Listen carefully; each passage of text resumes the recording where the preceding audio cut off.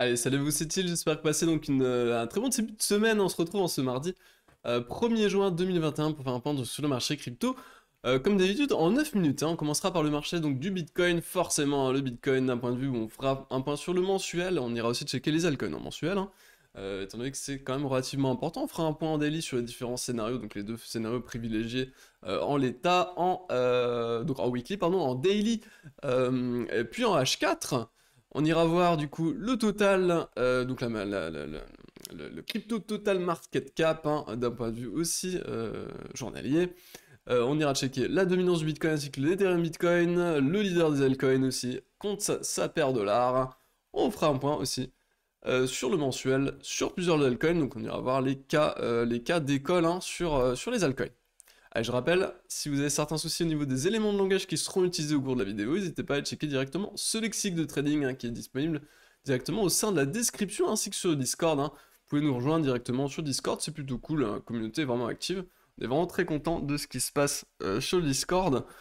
C'est vraiment très très chouette, donc n'hésitez pas aussi, hein, tout un channel de documentation, vous pourrez retrouver différentes ressources, hein, et aussi forcément bah, on propose un service de coaching, que ce soit individuel ou collectif, donc n'hésitez pas aussi à nous rejoindre sur Discord si vous voulez faire partie de cette aventure.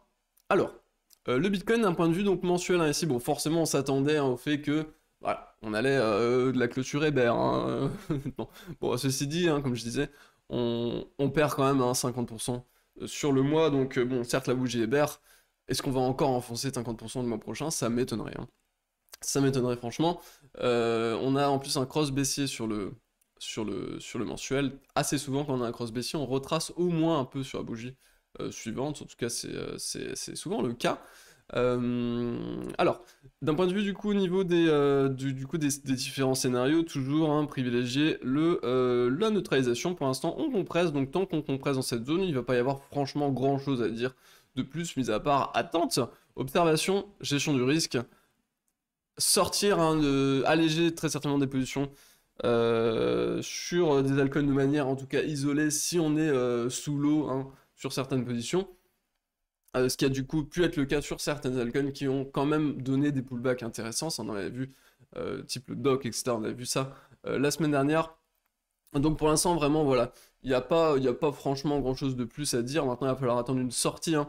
Nous, on veut à l'idéal du coup un pullback, hein, un pullback dans la zone des 45 à 50K. Ce qui du coup aurait été aussi une sorte de, euh, de target d'harmonic pattern, hein, en H1 sur le total, avec du coup pareil, on target les 45K, donc c'est une zone de confluence, en tout cas les 45K.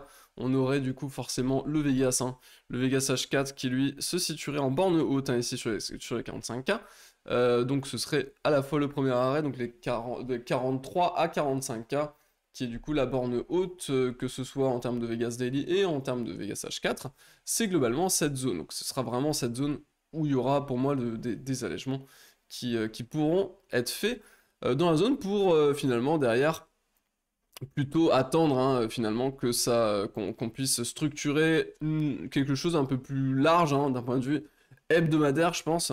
Il va falloir franchement que ça se tasse, hein, et qu'on trouve finalement des structures de retournement d'un point de vue hebdo. Tant qu'on reste dans ces ranges, finalement il se passe rien de spécial, rien de particulier là-dedans. Hein. Ouais, donc on est encore, voilà, on avait effectivement une sorte de petit double bottom qui, voilà, sorti sans volume au sein d'un range. On se fait rejeter dans l'idée, si on se fait rejeter par le Vegas H1, donc derrière, si on recasse ces creux, ça va pas être très bon, hein. Ce sera pas très bon si on casse ces creux, étant donné que derrière, je pense qu'on ira pousser à l'excès divergent daily, sachant qu'on n'a pas trop de place pour aller chercher l'excès divergent daily, étant donné qu'il y a le delta entre ici les plus hauts et les plus bas, et pas massif, donc il faudra, si on fait ça, il va falloir que ce soit assez rapide, qu'on puisse recover derrière assez vite, et qu'on puisse recross à la hausse derrière sur le WT assez rapidement pour valider finalement cet excès divergent daily qui pourrait arriver, même s'il est déjà visible sur le RSI, sur le WT, non.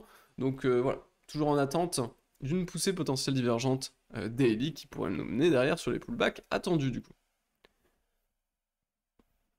Le total, donc total market cap, hein, crypto total market cap ici qui, lui pour le coup par contre est bien situé, est situé dans une zone de rebond technique majeur, hein.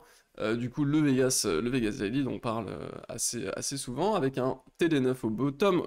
Pour le coup la structure est juste parfaite, hein. La structure de TP aussi était parfaite, structure de continuation était parfaite, il suffisait juste de suivre finalement ce qui allait se passer. C'est assez ouf, hein. Enfin en tout cas, voilà, on a une belle divergence ici qui donne une prise de profit sur ces niveaux, on retrace dans le Vegas H4, le Vegas H4 a été racheté donc sur un cross bullish derrière, ensuite ici on retire la divergence baissière sur ces niveaux, donc il y avait potentiellement aussi une gestion du risque à faire sur ces niveaux. Derrière du coup on pull back le Vegas, donc là quasiment les mêmes prix, hein. Ceci dit, derrière, divergence cachée en tendance, le rachat était ici, donc le rachat se faisait au même niveau où on avait racheté, où on avait revendu finalement. On est sorti, puis re-rentré sur les mêmes prix. On continue, on a pour l'instant rien de spécial sur ces levels, hein. On continue, on corrige ici, on a un TD9 ici très proche du Vegas, avec du coup derrière de la divergence cachée en tendance, donc un rachat qui était potentiel. À l'idéal du coup, enfin, soit sur TD9, soit du coup très agressif, soit sur cross ici, qui derrière nous permet de redrive une tendance, et derrière effectivement on avait prise de profit excès final finalement, divergence régulière ici, qui du coup donnait un TP ici, et pour l'instant on n'a rien, en l'état on n'a plus rien maintenant. Donc il va falloir maintenant attendre, ouais, potentiellement un petit excès daily qui va se faire, il va être très fin. Il va être très fin étant donné qu'on n'a pas beaucoup de place ici pour tirer la divergence daily. Donc ce sera vraiment un travail de technicien. En tout cas, si on fait ça, ce sera vraiment un travail de technicien étant donné qu'on n'a pas beaucoup de place pour pouvoir le faire. La dominance du Bitcoin ici, qui ici, bah voilà, zone de TP1, donc ça on en parle depuis maintenant un moment, hein. La bougie est bear, la bougie est plutôt bear. Un point de vue mensuel, on pourrait quand même retracer, mais c'est quand même baissier. Enfin, voilà, de fond, on explose les Bollinger, hein, on avait compressé, etc. On explose les Bollinger, type ce qu'on avait pu faire ici, hein.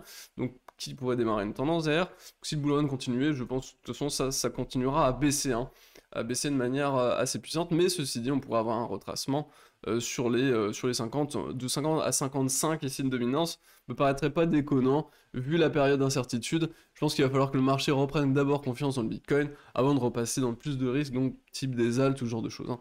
Enfin, en tout cas, c'est ma conviction personnelle sur ces niveaux-là, donc peut-être surpondérer le portefeuille, potentiellement en Bitcoin, je pense, dans un premier temps, en attente des nouvelles poussées, s'il y a de nouvelles poussées en tout cas.